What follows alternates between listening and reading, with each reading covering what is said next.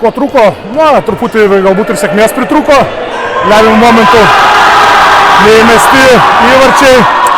Biškelį tas ir gaila, biškelį tokios rungtynėse pasikaustyt sėkmę yra labai svarbu. Galbūt, aišku, nuovargis biškelį šiandieną buvo mažesnė rotacija žaidėjų, daugiau žaidė, patyrė žaidėjai daugiau ir galbūt tas jėgų stygius truputį matėsi pritrūkom, aišku, bet sveikinu varžovom, aišku, šioks toks atsitraukimas šviesos nuo pirmos vietos, tai nieko, dabar tiesiog belieka kova dėl trečios vietos ir čia, manau, vyrai nenuleis rankų ir taip toliau dirbsim ir ką. Dar kartą sveikinu varžovai, pelnytą pergalę.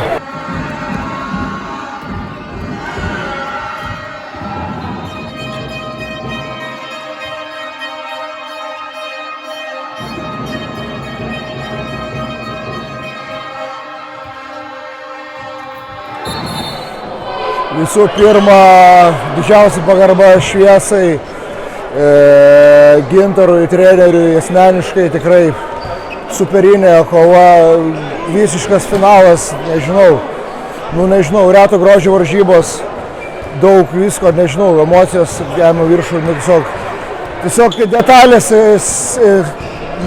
mikro detalės lėmė tokį rezultatą, tiesiog pradžioje pradėjom kažkaip, gal neįsivažiavom kažkaip, gal netikėjom tokios pradžios stiprios šviesos žaidėjų ir pradėjom buksuoti, bet po to aišku, mėlynos kortelės, psichologija, viskas sudėjo ir gavosi toks klampumas, bet išlindom.